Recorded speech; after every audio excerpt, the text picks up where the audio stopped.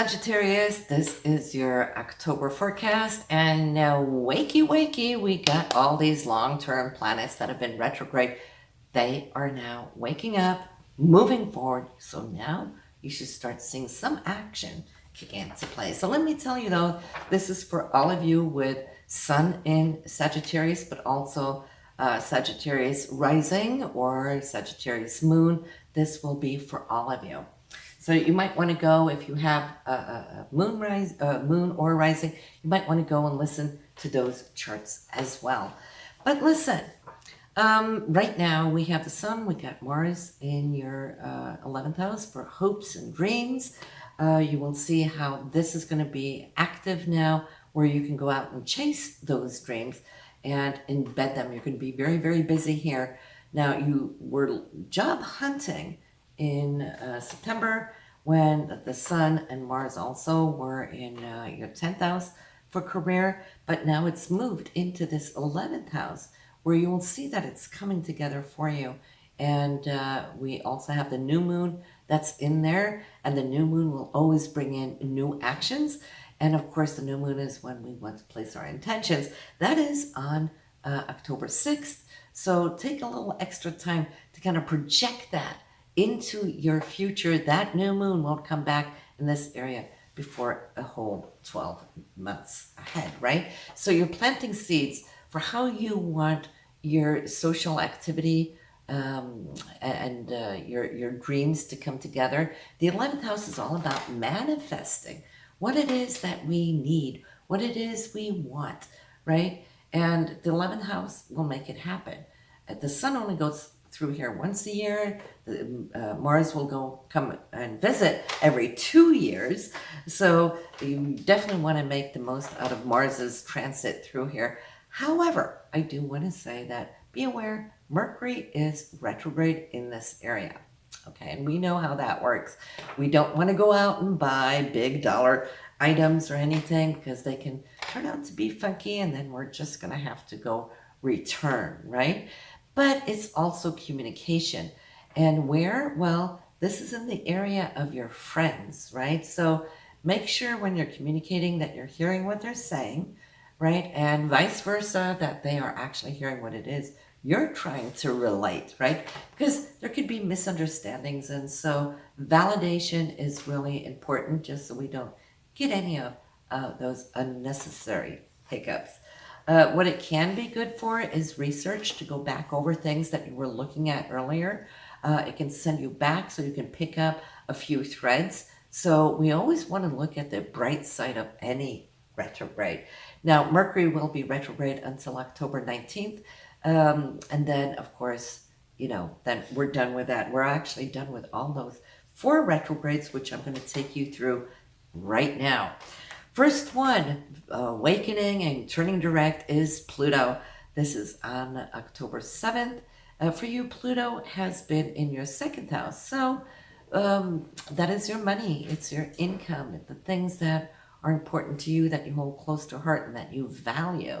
So yes, you're going to see how that's going to pick up. And Pluto's all about transformation. And I think a lot of you Sagittarians have been seeing how this area has been in transformation, actually for a long time. Pluto's been with you for several years, but over the summer, it's like while it has been sleeping, oh my goodness, what was that? Something over there. Anyway, Pluto has been sleeping, but now that it is awakened again, you could start directing it. You could start making it work for you. Pluto, when it works, let me tell you, is magic. Next one up from its deep sleep is Saturn on October 11th. This is in your 3rd house. For communication, Jupiter is there as well. Both of them having been retrograde, both of them waking up. So Saturn on the 11th and Jupiter on the 18th. So what has Saturn done when it has slowed you down?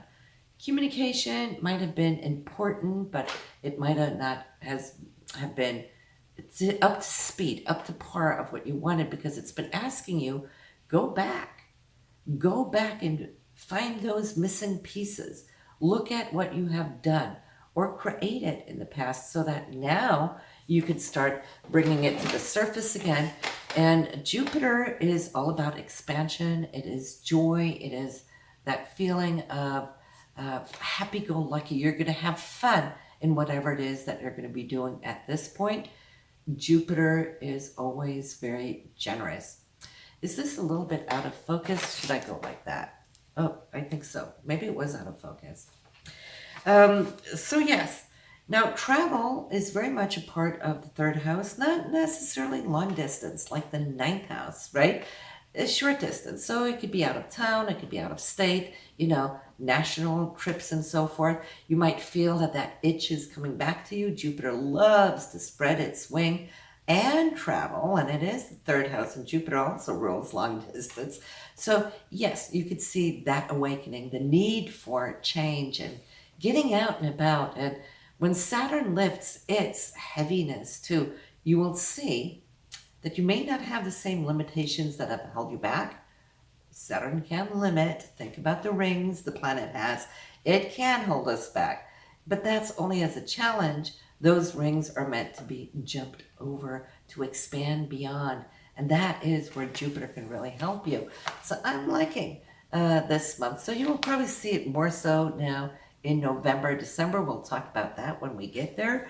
But yeah, that is going to be lifting the veil for you.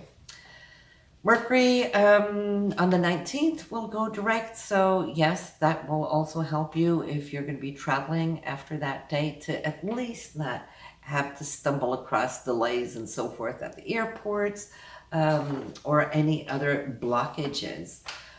Before I let you go though, let's talk a little bit about Venus. Venus, of course, rules love and romance. It also rules money or the things that we value.